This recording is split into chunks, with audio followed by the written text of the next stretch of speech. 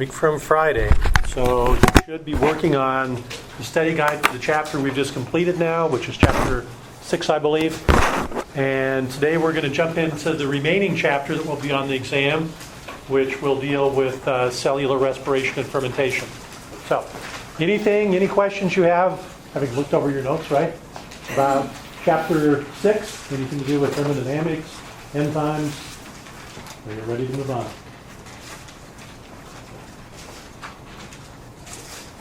Okay, we've already talked about these concepts about how it's absolutely essential for cells to maintain a state of low entropy, because if you don't, you're dead, and how energy has to be expended to maintain that state of low entropy.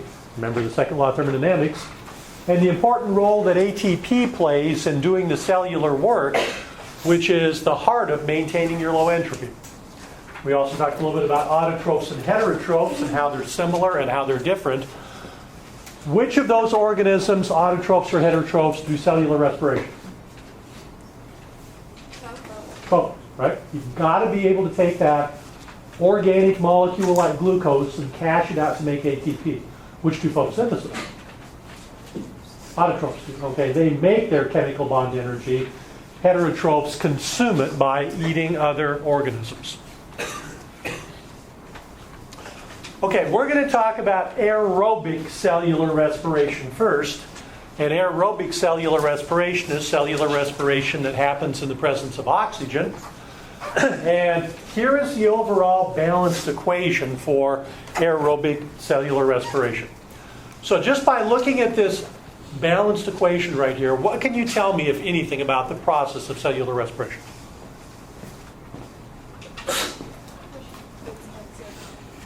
It is exergonic. We know that because the delta G is a negative value, minus 140 kilocalories per mole. And that energy that is liberated in that particular reaction is released in the form of heat, and then some of that energy is trapped in the chemical bond energy of ATP. Okay? So because it's exergonic, remember that means that the free energy of the reactants is greater than the free energy of the products. So reactants up here, products down here. Okay? So it's a downhill reaction. Which of these two reactant molecules has the highest free energy? Glucose or O2? Glucose, and how do you know that? It's got a bunch of hydrogens. Okay, remember I said to think about hydrogens being potential energy? So during the process, what happens to these hydrogens that were part of the glucose molecule?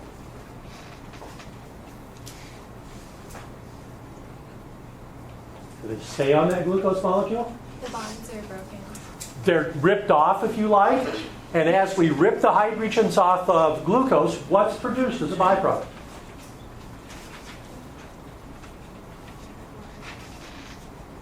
Carbon dioxide, right? So glucose loses hydrogens or electrons. So what's happened to glucose? It's become oxidized. So glucose is oxidized. Where do those hydrogens go? They are picked up by oxygen and in the process turned into water. And so oxygen is reduced during the process. So this is a oxidation-reduction reaction. Most chemical reactions in the cell involve oxidations and reductions. Does this reaction occur in one step? No. It is a multi-step process consisting of many individual steps where the product of one reaction then becomes the substrate of a next reaction. And so A to B, B to C, C to D.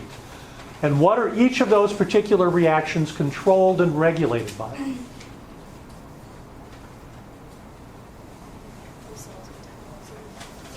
An enzyme. Okay? So we're going to talk about a lot of individual chemical reactions as we kind of delve into this in more detail. And we'll also talk about some of the enzymes that catalyze those reactions. Well, we want to store as much energy from the breakdown of glucose as possible. And there's really two ways in which we can store the energy. One is by phosphorylating ADP. So in cellular respiration, ADP can be joined to phosphate, that's phosphorylation, to make ATP. That particular reaction is endergonic. So that's going to have a delta G that's positive. Why is it endergonic? Because this has higher energy than this does. So ADP and phosphate are down here. ATP is up here. Okay? So we need an input of energy to phosphorylate ADP to make ATP. Where's that going to come from? From cellular respiration, from burning that sugar molecule.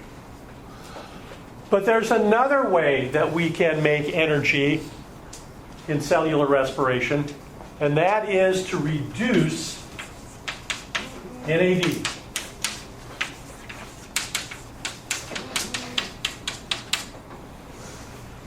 Remember, reduction involves adding hydrogens.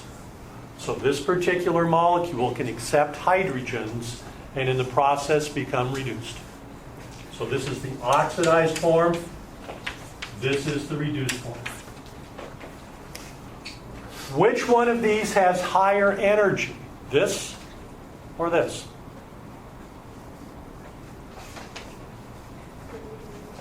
This has higher energy. How do you know that? It's got hydrogens, okay? It's had hydrogens added to it. So this particular reaction is endergonic as well. Oxidized NAD down here, reduced NAD up here. Where does that energy come from? That also comes from cellular respiration. Does anybody know what NAD is? It was something that was in your reading assignment for the quiz, but I didn't talk about in class. NAD is a special kind of molecule. FAD is another example of this kind of molecule. It is an electron carrier, and it is one that partners with an enzyme. It's a coenzyme, good. There are certain enzymes in cellular metabolism that only will work if a partner molecule is associated with them, if they have this coenzyme. And these enzymes are really, really picky. They require the coenzyme to be in a particular state. One of the things we're going to see when we talk about cellular respiration is that there are many enzymes that require NAD, but it's got to be in the oxidized state in order for the enzyme to work. So when it partners with this, the enzyme works well. But it doesn't partner with this well. Okay? That's going to be really, really crucial in being able to wrap your head around cellular respiration, is to understand the role that coenzymes play in this particular process. Okay, so we've already talked about this. Oxidation reduction reactions, what they are. Reduced substances have a higher free energy than their oxidized counterparts. Already talked about that. Talked about that. So the two major coenzymes that we're going to be talking about in cellular respiration are these molecules NAD and FAD. And both of these coenzymes, we're going to talk about this one primarily, can alternate between the oxidized and the reduced state. So NAD can pick up electrons and become reduced. Reduced NAD can give up electrons and become oxidized again. So this molecule can shuttle back and forth between the oxidized and the reduced state. Here is something that's really important. Coenzymes are typically present in the cell in very limited amounts. Unlike oxygen, which is going to be an important part of cellular respiration, as long as you're breathing, you keep supplying your cells with almost an inexhaustible supply of oxygen. But the amount of this stuff in the cell is very limited. And so coenzymes become kind of a limiting factor in cellular respiration. That's going to be important. There are several enzymes, including a group of enzymes called dehydrogenases, that absolutely need these coenzymes to function. And they need these coenzymes in the oxidized form. Any idea what dehydrogenases do to molecules? They remove hydrogens, okay? D means without. ACE means it's an enzyme.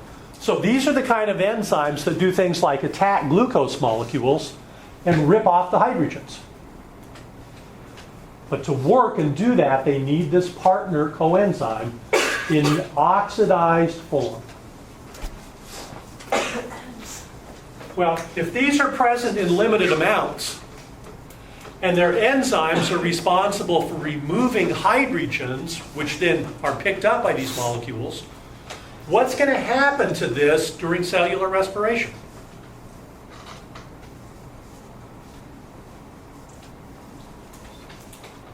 Limited amounts of this.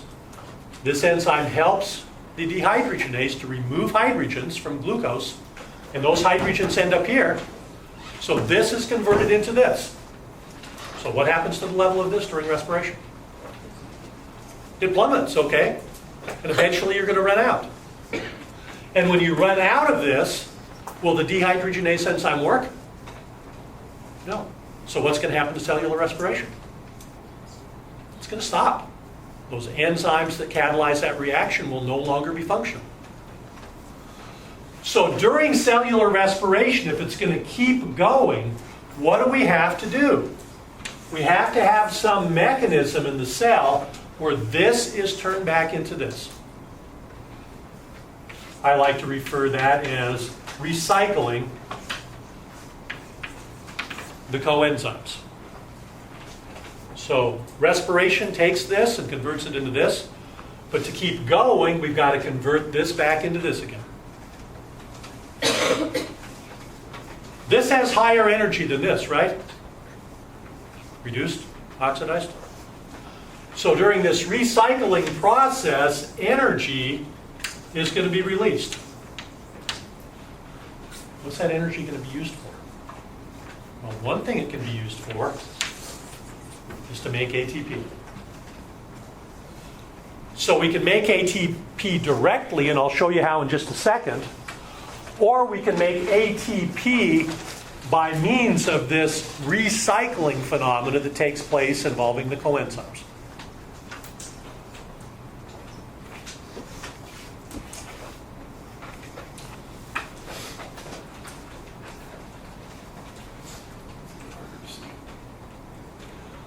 Okay, what is NAD? NAD stands for nicotinamide adenine dinucleotide. NAD. I don't really care if you memorize that particular name. But if you look at it, here we've got an adenine nucleotide. And then we've got this nicotinamide portion. Cells can make this through a metabolic pathway. And in order to do it, they need a vitamin. Vitamins are oftentimes very important in the cell in order for it to be able to make various coenzymes that are required in metabolism. Do you need a lot of vitamins in your diet? No. How come? Because you don't make a whole lot of these coenzymes. So if you have vitamin deficiencies, then you can have deficiency in this, and that can really affect your metabolism. Now, here's where it gets a little bit hairy, and I kind of wish that it didn't. For our purposes,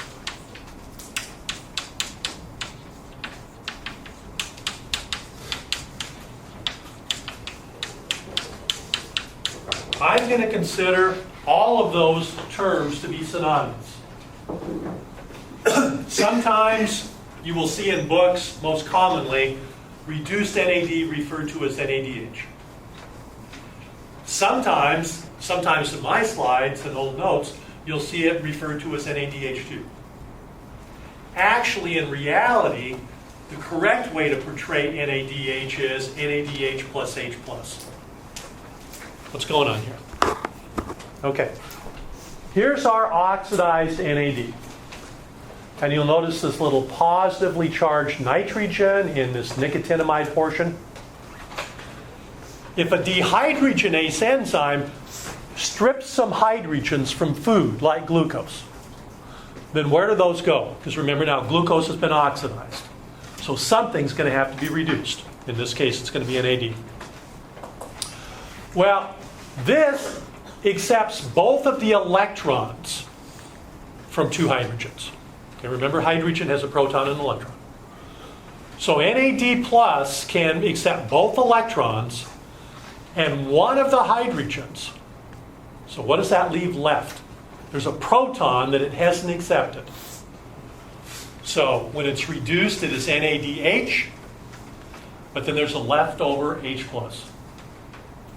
Don't get too hung up on this, but sometimes students do get confused. All of these represent reduced NAD. Can we oxidize this? Yeah. This can donate electrons to something else, and in the process, NAD can become oxidized again.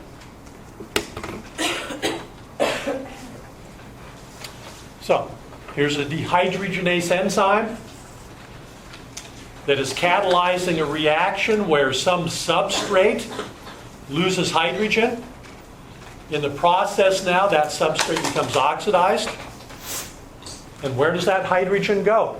It's picked up by oxidized NAD, and in the process, the NAD becomes reduced. So basically, the energy that was stored in this molecule, the hydrogen, now becomes temporarily stored in this molecule, the coenzyme. We're just kind of transferring the energy from one molecule to another. We're moving some electrons around. That's really what cellular respiration is all about, is just moving electrons from one molecule to another. And in the process, if it happens correctly, we make some ATP.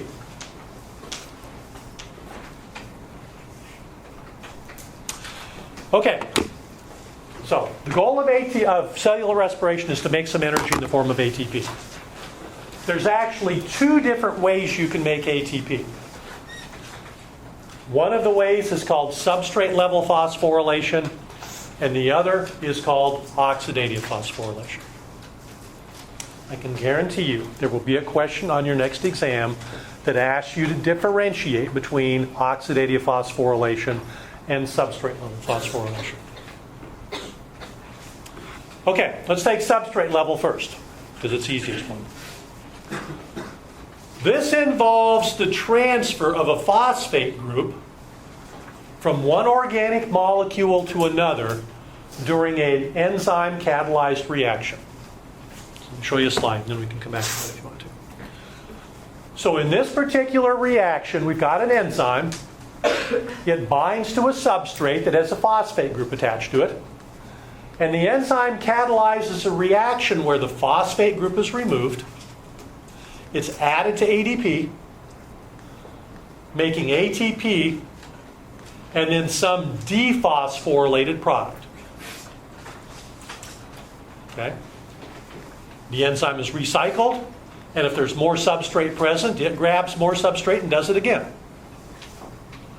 So it's the direct transfer from an organic molecule of phosphate from the substrate to ADP.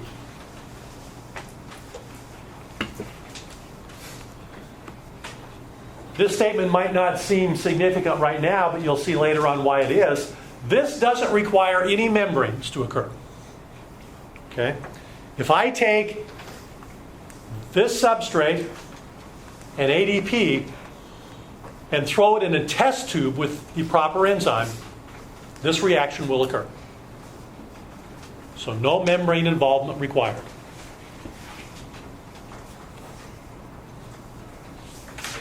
Oops. This produces a very small amount of ATP for every glucose molecule. One of the things that we're going to be doing as we go through cellular respiration is we're going to be building kind of an accounting ledger to see how much ATP can be produced from the aerobic cellular respiration of one glucose molecule, and then kind of track as we break down cellular respiration into its components and see where that ATP is being produced and how much is being produced at each state.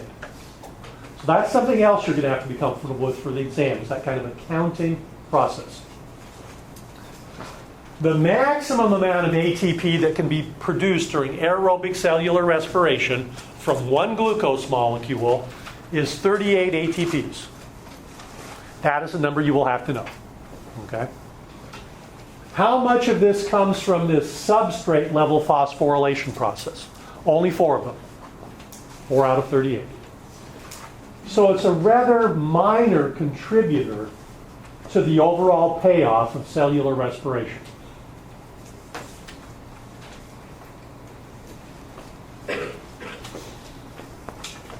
Okay, now comes a little bit trickier one. Oxidative phosphorylation.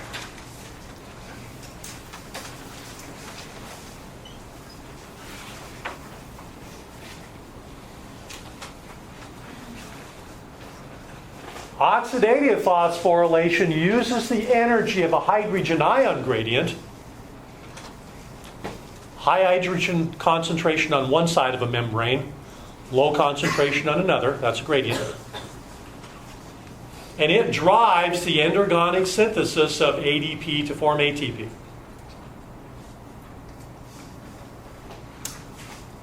The phosphate group that's transferred to ADP is an inorganic phosphate. We usually indicate inorganic phosphate is just PI. In substrate level phosphorylation, the phosphate group is attached to some organic molecule. So we call this an organic phosphate.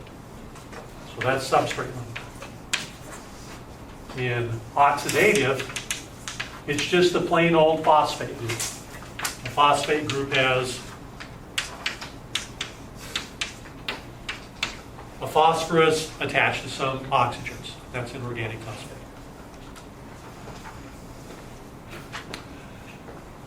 This does require membranes to occur, because we need a membrane so we can have a hydrogen ion gradient. Like we need the dam to hold the water back behind the dam to produce hydroelectric power. In the mitochondria, we need a membrane so we've got high hydrogen ions one place and low hydrogen ions another place. And that's potential energy to make ATP. When does this happen?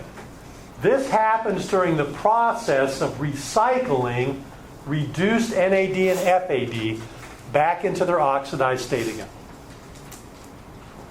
And remember I said, if that recycling doesn't happen, cellular respiration will stop. This is where we get our big energy payout. Remembering the number 38 for maximum ATP per glucose. And if we only get 4 of those from substrate level phosphorylation, the remaining 34, come from this oxidative phosphorylation.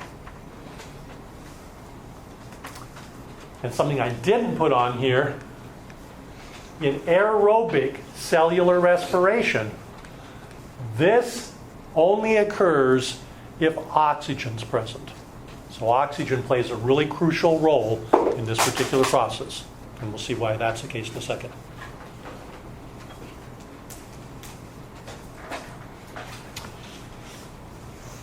Okay.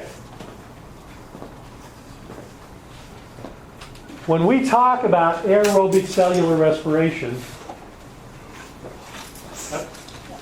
we're going to break the big process down into little bites that are a little bit easier to understand.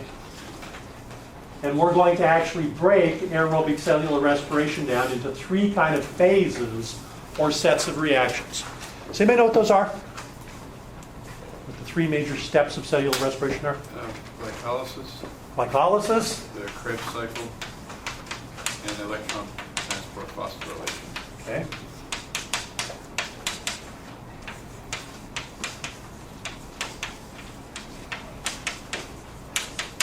So those are kind of the three subcategories of aerobic cellular respiration. So we're going to kind of look at each one of these and see how they relate to one another and then how they contribute to the overall process. How do these processes give us that 38 ATP per glucose? That's going to be kind of our goal. These happen in different parts of the cell. Does anybody know where glycolysis takes place in the cell? It takes place in the cytoplasm.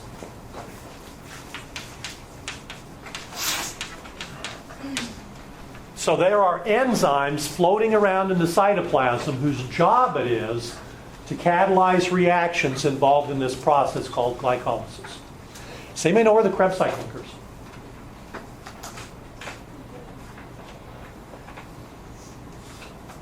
It happens in the mitochondria.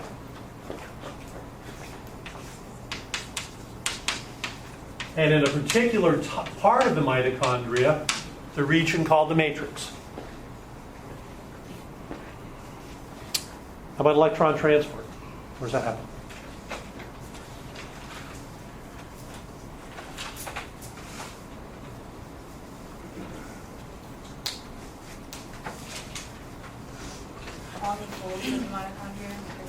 Okay, it happens on in the mitochondria. But actually, this is a membrane-associated phenomenon. I'm going to use this analogy over and over again for the next couple of weeks. This room is the mitochondria. So what's out there in the hall? Yeah, cytoplasm. Okay, mitochondria is in the cytoplasm. Okay, the outer walls of this room right here represent the outer membrane of the mitochondria. This row of chairs all the way around the perimeter of the room represent the inner membrane of the mitochondria. And Michelle said correctly, this membrane is folded to increase surface area. That's where the electron transport is going to be taking place. What's this region in here called? All of you guys are sitting in the matrix of the mitochondria. I'm standing in the space between the inner membrane and the outer membrane. We call this the inner membrane space. So a space, a membrane, a space. And during cellular respiration, hydrogen ions end up accumulating here. They're in very low concentration here. So what are hydrogen ions going to want to do? We're going to want to go here. But what's stopping us? The hydrophobic nature of this core of this membrane. I'm charged. Okay? I don't want to go through that hydrophobic interior of the membrane. That's going to keep me back here. Just like a dam, the concrete of a dam holds water back behind it. The membrane's not permeable. But can ions get across the membrane? If there is a what? What has to be in that membrane for ions to cross it? There has to be a channel protein of some kind. And if that channel protein is open, then I can flow through it. And I will, because of the second law of thermodynamics. Because I will then be moving from high free energy or instability to lower free energy or stability. And when I move through that channel protein, something really interesting happens. Energy is trapped because ADP is phosphorylated into ATP. Now what's going to happen eventually? What's going to happen to the hydrogen ion concentration eventually? It's going to reach an equilibrium, right? Unless there is something that pumps hydrogen ions back out here again. And then when that happens, they can flow back through here again and make more ATP. Pump them back out again, and then they flow through. What pumps those hydrogen ions from there back out here again? The electron transport chain is what pumps them.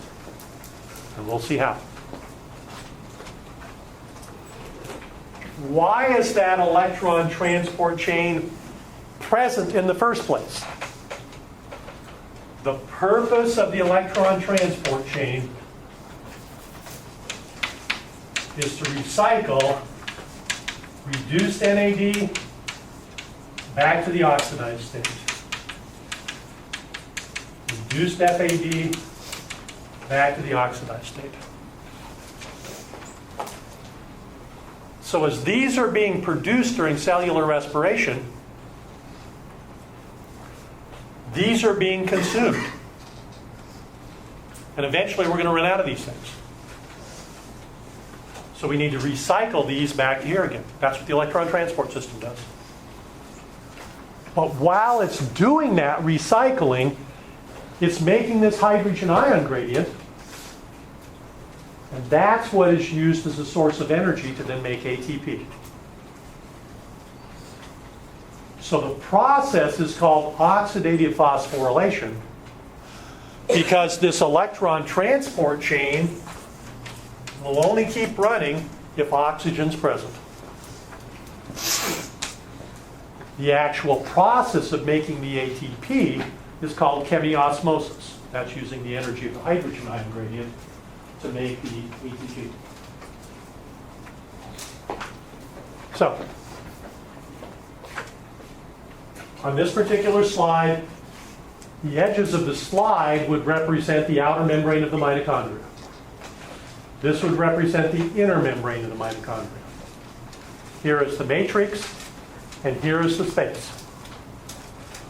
So during cellular respiration, as hydrogens are removed from some food molecule, hydrogen ions build up here. As they flow through this channel protein, which is also an enzyme that catalyzes the formation of ATP, the flow of hydrogens through that channel protein provides the energy to make ATP.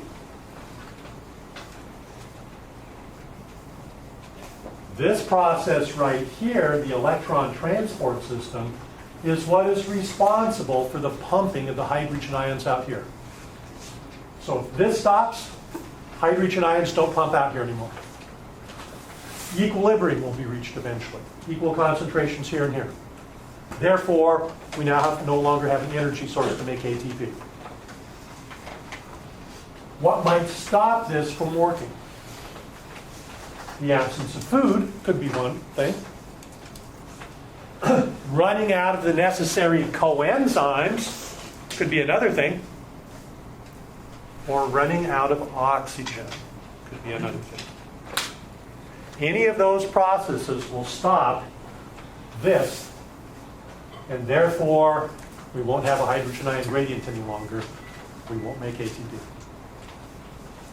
So if you are suffocated, your brain cells are deprived of oxygen, electron transport stops because there's no oxygen, no hydrogen ion gradient, you stop making ATP, and the brain cells then start becoming disorganized because they've got no energy to maintain their organization.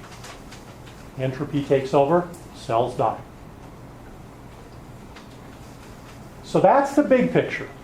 So what we need to do now is to kind of dig into these three reactions, and particularly this one, to kind of see how this all fits together, and to kind of do the accounting to see where ATP is produced in the various steps of cellular respiration.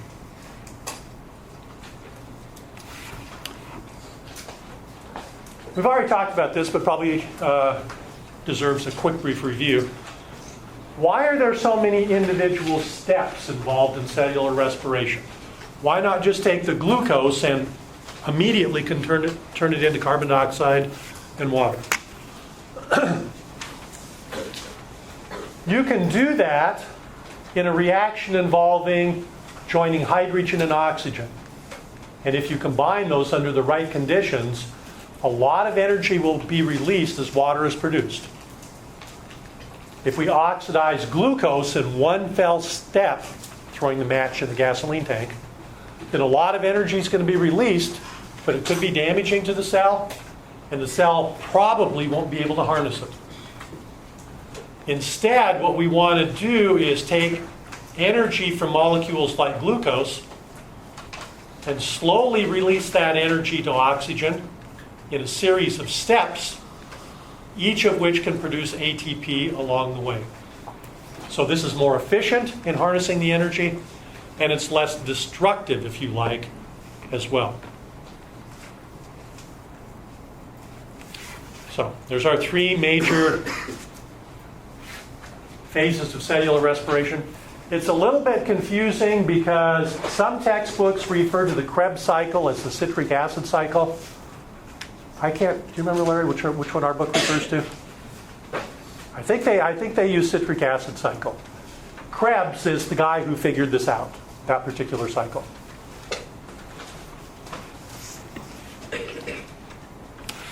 Okay. One of the risks of going through this material is that students get so overwhelmed by the details that they lose sight of the big picture. Okay, ever heard the saying, you can't see the forest for the trees? Well, we want you to most of all understand the forest, the overall process of cellular respiration. The trees are all the details, including structure of all of the molecules that are involved, names of all of the enzymes that are involved. Those are the province of an upper level biochemistry course, and we're not an upper level biochemistry course. So while I will show you some level of detail, and the book will show you some level of detail, I'm really more interested in the exam on some big picture ideas. And these are the big picture ideas right here. And so this is something you should pay attention to. This is a slide. If you don't print off slides, you should print off this one. So we will take each one of these phases of cellular respiration. Glycolysis, Krebs cycle, including the transition reaction. I'll show you what that is. And then electron transport. And here's what you should be able to tell me about each one of those. What's the starting compound for that phase? So what does glycolysis start with? What does it end up with? So beginning and end. Okay? Does it produce carbon dioxide? Because we know carbon dioxide is produced in cellular respiration. We want to know where. Is there any NAD that is reduced during this process? Is there any that is oxidized? Because we know someplace during cellular respiration, this has to be converted back into this one. You've got to do that recycling. Same thing for FAD. Where does the process occur? Well, we've already talked about that. Cytoplasm, mitochondria. We know that cellular respiration produces ATP. But we want to know what process produces it. Is it substrate level phosphorylation? And if it is, how much is being produced per glucose? Is it being produced by oxidative phosphorylation? And again, if so, how much? Is molecular oxygen involved directly in the process? I've already told you that it's directly involved in here. Is molecular oxygen involved in either of these? We'll see. And then finally, is any ATP consumed during the process?